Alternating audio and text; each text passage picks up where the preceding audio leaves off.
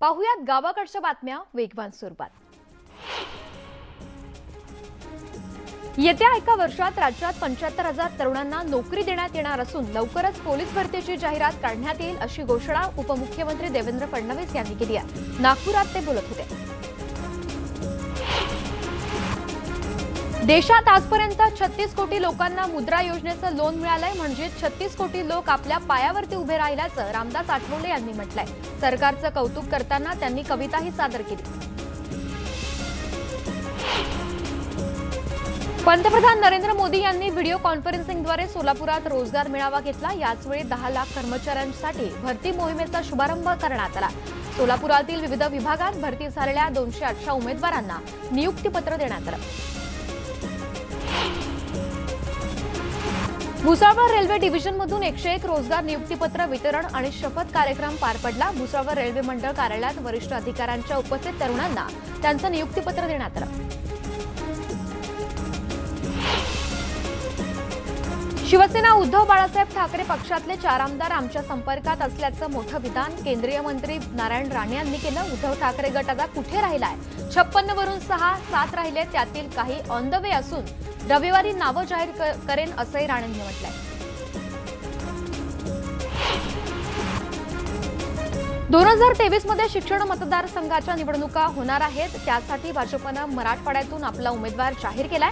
मराठवाडा शिक्षण मतदारसंघातून किरण पाटील यांना संधी देण्यात आली आहे। याआधीच अकोल्यातून भाजपचे रणजितसिंग पाटील यांना उमेदवारी दिली होती।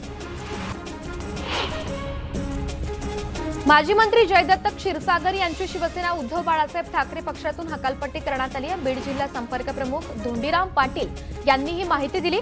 जयदत्त क्षीरसागर आणि ठाकरेंच्या पक्षाचा काही संबंध नसल्याचं त्यांनी सांगितलं। येत्या काही दिवसात राष्ट्रवादीचे प्रदेशाध्यक्ष जयंत पाटलांच्या घरावरती भाजपचा झेंडा लागलेला असेल असा दावा गोपीचंद पडळकरांनी केला। ते सांगलीत बोलत होते। मुंबईतील राष्ट्रवादीच्या कार्यालयावर सुद्धा भाजपचा झेंडा फडकेल असंही ते म्हटले।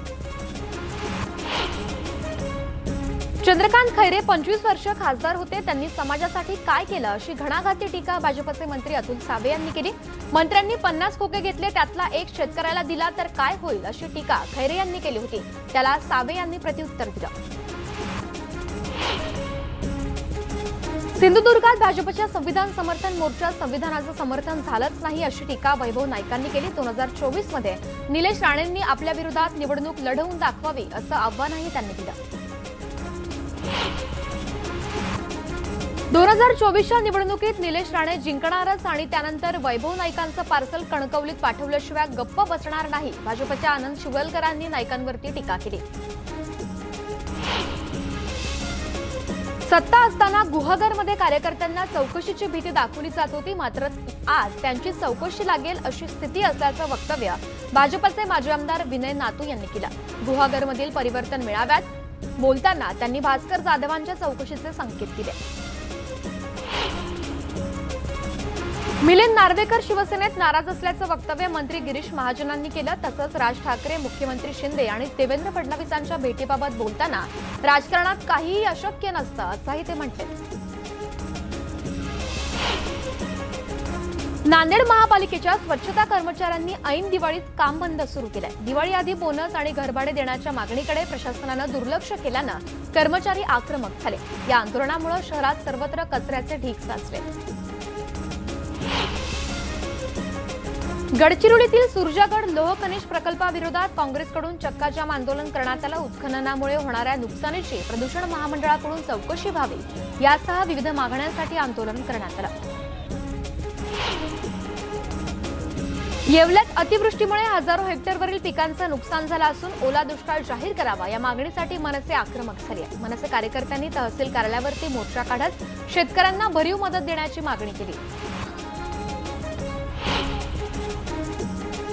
अतिवृष्टीग्रस्त शेतकऱ्यांना सरकारनं सरसकट मदत द्यावी या मागणीसाठी राष्ट्रवादीच्या पदाधिकाऱ्यांनी जामनेरच्या तहसीलदारांना निवेदन दिलं। शेतकऱ्यांना हेक्टरी 35,000 रुपये मदत जाहीर करून शेतकऱ्यांच्या खात्यात पैसे वर्ग करावे अशी मागणी या निवेदनाद्वारे करण्यात आली।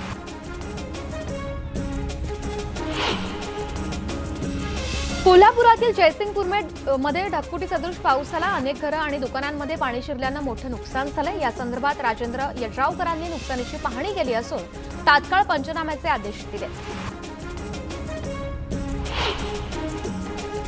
सांगलीत कुपवाडमधील पावसामुळे नैसर्गिक नाल्याला पूर आला। या पुरात वाहून जाणाऱ्या लहानग्याचा एका तरुणानं जीव वाचवलाय। स्थानिकांकडून या तरुणाचा गौरव करण्यात आला। सांगलीतील जुना कुपवाड रोडवर पावसामुळे नाला ओव्हरफ्लो झाल्यानं वाहतूक विस्कळीत झाली आहे। यावेळी संतप्त नागरिकांनी नगरसेवकांनी रोडवर वाहत्या पाण्यात बसून आंदोलन केलं। पालघरमध्ये परतीच्या पावसामुळे भातशेतीचं मोठं नुकसान झालंय। परतीच्या पावसामुळे वाळण्यासाठी ठेवलेला भात भिजून त्याला कोंब आलेत। सरकारनं पंचनामे करून नुकसान भरपाई द्यावी अशी मागणी शेतकरी करतायत। यवतमाळमध्ये मुसळधार पावसामुळे पिकांचं नुकसान झालंय। त्याशात जिल्हाधिकाऱ्यांनी संबंधित विभागाला 5 दिवसात पंचनामे पूर्ण करण्याच्या सूचना दिल्या आहेत। भाजप नेत्या पंकजा मुंडेंनी बीडच्या परळीमधील शेतात जाऊन नुकसानग्रस्त भागांची पाहणी केली। तातडीने पंचनामे करून शेतकऱ्यांना नुकसान भरपाई देण्यासंदर्भात शासनाला अहवाल सादर करावा अशा सूचना त्यांनी महसूल प्रशासनाला दिल्या। सरकारकडून अतिवृष्टीचे पैसे मिळाले नाहीत, शिधा वाटप झालं नाही। त्यामुळे सरकारनं फक्त घोषणा करू नये तर शेतकऱ्यांना सरसकट हेक्टरी 50,000ची मदत द्यावी अशी मागणी माजी मंत्री अशोक चव्हाण यांनी केली। ते नांदेडमध्ये बोलत होते। औरंगाबाद जिल्ह्यात परतीच्या पावसानं धुमाकूळ घातला असून गंगापूर तालुक्यात पिकं जमीनदोस्त झाली आहेत। त्यामुळे बळीराजा हवालदिल झालाय।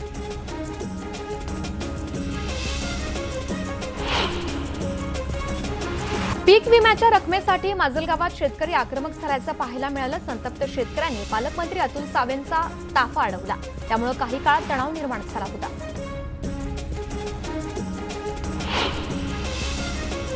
सांगलीत ऊस वाहतूकदार आणि शेतकऱ्यांनी ट्रॅक्टर रॅली काढली आहे। फसवणूक करणाऱ्या मुकादमावरती कारवाई करण्याची मागणी यावेळी करण्यात आली।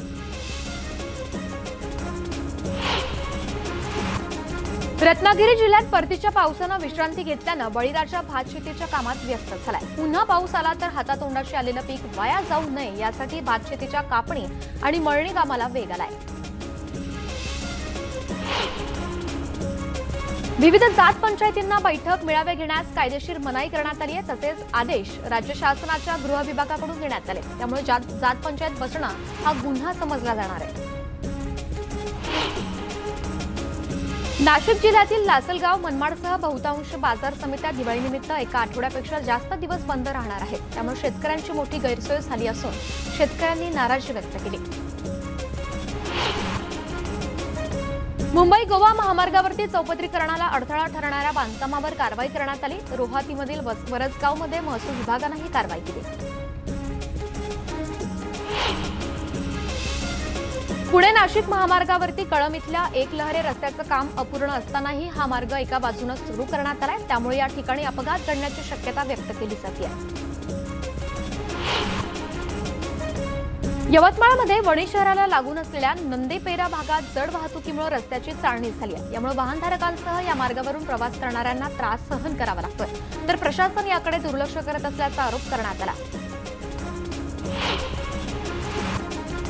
आरोग्य सेवा आयुक्त तुकाराम मुंढे 25 आणि 26 ऑक्टोबरला बीड दौऱ्यावरती जाणार आहेत। आरोग्य संस्थांना प्रत्यक्ष भेटी देऊन ते कामांचा आढावा घेणार आहेत। ऐन दिवाळीत आरोग्य आयुक्तांच्या दौऱ्यामुळे आरोग्य संस्थांचे धाबे जाणार आहेत। दिवाळीच्या सुट्टीनिमित्त पर्यटनासाठी येणाऱ्या पर्यटकांकडून मासे खरेदी केली जात असल्यानं हर्णे बंदरातील मासळी बाजारात तेजी आली आहे। हर्णे बंदरातील मासळी लिलावातील उलाढाल वाढल्याचं पाहायला मिळत आहे। दिवाळीनिमित्त लोकांची गावी जाण्यासाठी लगबग सुरू झाली आहे। त्यामुळे औरंगाबाद रेल्वे स्थानक प्रवाशांनी फुलून गेल्याचं पाहायला मिळत आहे। सर्व रेल्वे गाड्यांचं आरक्षण फुल झाल्यानं साध्या तिकिटांवरती प्रवास करताना जागा मिळवण्यासाठी प्रवाशांनी मोठी कसरत केली आहे। धनत्रयोदशीनिमित्त सुवर्णनगर म्हणून ओळखल्या जाणाऱ्या जळगावात सोनं खरेदीसाठी ग्राहकांची गर्दी झाली आहे। सोन्याचे भावही आवाक्यात असल्यानं सोनं खरेदीला ग्राहकांनी पसंती दिली। आज सोन्याचा भाव 50,800 रुपये इतका आहे।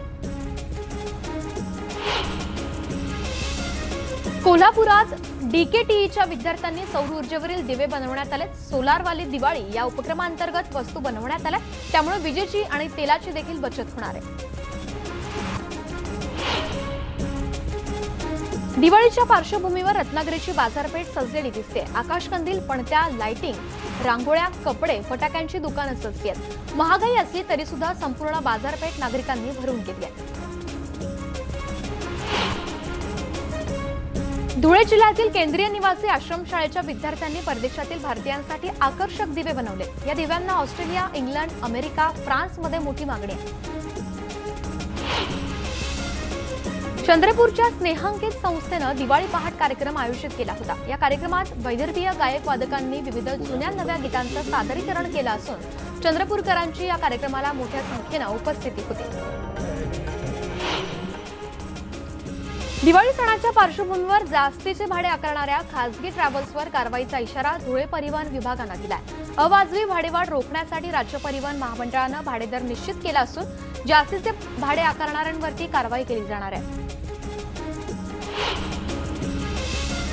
राज्यातील गोरगरिबांची दिवाळी गोड व्हावी यासाठी सरकारकडून आनंदाचा शिधा देण्यात येतोय. बुलढाण्यात मौजे भालेगाव बाजारात आमदार आकाश फुंडकर यांच्या हस्ते आनंदाच्या शिधा किटचं वाटप करण्यात आलं. राज्य सरकारच्या आनंदाचा शिधा योजनेअंतर्गत चीक मुहुदमध्ये आमदार शहाजीबापू पाटलांच्या हस्ते शिधा वाटप करण्यात आला. सरकारनं गोरगरिबांची दिवाळी गोड केल्याचं शहाजीबापू पाटील हे म्हणाले. सांगलीतील रेशन कार्ड धारकांना राज्य सरकारनं जाहीर केलेल्या आनंदाचा शिधाचं वाटप करण्यात येते. त्यामुळे गोरगरिबांची दिवाळी गोड झाली असून ग्रामीण भागातील रेशन धारकांनी शिधा मिळाल्याबद्दल राज्य सरकारचे आभार मानले. वाशिम जिल्ह्यात आनंदाचा शिधा वाटप योजनेचा शुभारंभ पालकमंत्री संजय राठोड यांच्या हस्ते करण्यात आलाय. त्यामुळे जिल्ह्यातील 2,52,736 रेशन कार्डवरील 10,56,056 नागरिकांची दिवाळी गोड होणार आहे. करमाळा तालुक्यातील महिला बचत गटांना आमदार संजय मामा शिंदे यांच्या हस्ते 2,32,00,000 रुपयांचे धनादेश देण्यात आले. दीनदयाळ अंत्योदय योजना, राष्ट्रीय नागरी उपजीविका अभियान, महिला आर्थिक विकास महामंडळ अंतर्गत बँकांच्या वतीनं महिला बचत गटांना कर्ज देण्यात आलं. राज्यातील पीएफआय प्रकरणाची व्याप्ती आणखी वाढली आहे. पीएफआयच्या आणखी एका सदस्याला एटीएसनं जळगावमधून ताब्यात घेतलं. ताब्यात घेतलेल्या सदस्याला न्यायालयात हजर करण्यात आलं. अकोला स्थानिक गुन्हे शाखेनं जळगावातील 2 सोनसाखळी चोरांच्या मुसक्या आवळल्यात. विशेष म्हणजे हे दोन्ही चोरटे सुशिक्षित आहेत. जळगावातून बाईकनं येऊन अकोल्यात ते चोरी करायचे. त्यांच्याकडून 14 लाखांचे दागिने जप्त करण्यात आले. पुण्यात चोरांच्या आंतरराज्यीय टोळीला पोलिसांनी जेरबंद केलंय. या आरोपींनी बाणेर परिसरात 10 पेक्षा जास्त घरफोड्या केल्याचं समोर आलं. त्यांच्याकडून 5 लाखांचा मुद्देमाल जप्त करण्यात आला. कार्यालयात काम करणाऱ्या एका तरुणीला पगार न देणाऱ्या बांधकाम व्यावसायिकाला मनसे कार्यकर्त्यांनी चोप दिलाय. पालघरमधील सफाळे इथली तरुणी हरेश श्रीवास्तव या बांधकाम व्यावसायिकाच्या कार्यालयात काम करत होती. मात्र मागील काही काळापासून तिला पगार न दिल्यानं अखेर या तरुणीनं मनसेकडे धाव घेतली. बुलढाण्यातल्या नांदुरा बस स्थानकातील 3 बसेसमधून डिझेलची चोरी करण्यात आली आहे. एसटीच्या टाकीचं कुलूप तोडून 175 लिटर डिझेल चोरीला गेलंय. या संदर्भात पोलीस ठाण्यात तक्रार करण्यात आली. बीडच्या गेवराईत मोबाईल चोराला अटक करण्यात आली आहे. आसाराम उर्फ रामा बोंगाणे असं आरोपीचं नाव असून त्याच्याकडून 2 लाखांचा मुद्देमाल जप्त करण्यात आला. जुन्नर तालुक्यातील नारायणगाव येथील लक्ष्मण वाजगे यांच्या 110 दिवस वाढ झालेल्या ऊसाच्या शेतातून ऊसाच्या वाढ्यासह 3 ते 4 कांडे आलेली रोपे जमिनीपासून 2 ते 3 इंच अंतरावरती कापून चोरीला गेले. त्यामुळे शेतकऱ्यांमध्ये संताप व्यक्त होत आहे. बीडच्या वडवणी तालुक्यात शेतकऱ्यांना आत्महत्या केली आहे. पुनंदगाव तांडा इथले गोविंद राठोड यांनी कर्जबाजारीपणाला कंटाळून जीवन संपवलं. झाडाला दोरी बांधून गळफास घेत त्यांनी आत्महत्या केली. पुण्यातल्या सदाशिवपेठ परिसरात एका हॉटेलला आग लागली आहे. यात 10 वर्षीय मुलीचा मृत्यू झालाय. आगीच्या विळख्यात सापडलेल्या या मुलीला अग्निशमन दलाच्या जवानांनी बाहेर काढत तिला रुग्णालयात दाखल केलं. मात्र यात मुलीचा मृत्यू झाला. बीडच्या परळी शहरातील स्टेट बँक ऑफ महाराष्ट्राला भीषण आग लागली आहे. मात्र सुट्टीच्या दिवशी बँकेला आग लागल्यानं मोठा अनर्थ टळला. या आगीत बँकेतील साहित्य मात्र जळून खाक झालं. गोंदियातील लटोरी या गावात राहणाऱ्या एका 4 महिन्याच्या चिमुकलीच्या अन्ननलिकेत 6 दगड अडकल्याचं समोर आलं। तिच्यावरती शस्त्रक्रिया करत अडकलेले सर्व दगड बाहेर काढले असून आता चिमुकलीच्या तब्येतीत सुधारणा झाली। रत्नागिरी शहरातील मारुती मंदिर परिसरातील एका नारळाच्या झाडावरती वीज पडली, त्यामुळे झाडाच्या शेंड्याला आग लागली होती। दरम्यान अग्निशमन दलाच्या जवानांनी या आगीवरती नियंत्रण मिळवलं।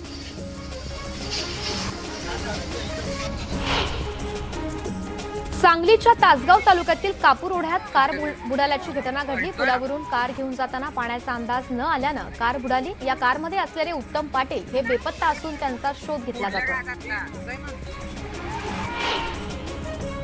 संगमनेर तालुक्यातील खंदरमाळवाडी इथे वीज वितरण कंपनीच्या निष्काळजीपणामुळे मृत्यू झालेल्या 4 मुलांच्या वारसांना प्रत्येकी 4 लाख रुपयांच्या मदतीचे धनादेश सुपूर्द केले। तसंच या कुटुंबियांच्या घरकुलांचा प्रस्तावाचे पत्र 8 दिवसात देण्यात येईल असं आश्वासन पालकमंत्री राधाकृष्ण विखे पाटील यांनी दिलं। जुन्नर तालुक्यातील धनगरवाडीत बंगल्याच्या आवारात झोपलेल्या पाळीव कुत्र्याची बिबट्यानं शिकार केली आहे। शिकारीची सर्व दृश्य सीसीटीव्हीमध्ये कैद झाली असून परिसरात बिबट्याची दहशत पसरली आहे। शिरूर तालुक्यातील जांबूद गावातील पूजा नरवडे या युवतीवरती हल्ला केलेल्या त्या नरभक्षक बिबट्याला जेरबंद करण्यात अखेर वन विभागाला यश आलंय। या हल्ल्यात पूजाचा मृत्यू झाला असून अद्याप तिच्या कुटुंबाला नुकसान भरपाई मिळालेली नाहीये। गडचिरोलीतल्या कोरची तालुक्यात जंगली हत्तीने धुमाकूळ घातलाय। लेपूरबोडी गावात एका घराची नासधूस करण्यात आली आहे। तसंच एका हत्तीनं 80 वर्षीय वृद्ध महिलेला सोंडेत उचलून फेकलं। यात ही महिला जखमी झाली आहे। वाशिमच्या मंगरुळपीर तालुक्यातील वनोजा परिसरात बांबूच्या मोळ्यांमध्ये एक मोठी घोरपड आढळली। सर्पमित्रांच्या सहाय्यानं ही 3 फूट लांब घोरपड पकडून तिला नैसर्गिक अधिवासात सोडण्यात आलं। गोंदिया जिल्ह्यातील सालेकसा रोड परिसरातील धानाच्या गोदामात कोबरा आणि धामण जातीचे साप आढळले। तसंच त्याच भागातील एका घरात नाग आढळल्यानं एकच तारांबळ उडाली। सर्पमित्र रघुनाथ भुते आणि वन विभागाच्या कर्मचाऱ्यांनी या 3ही सापांना मोठ्या शिताफीनं पकडून नैसर्गिक अधिवासात सोडून दिला।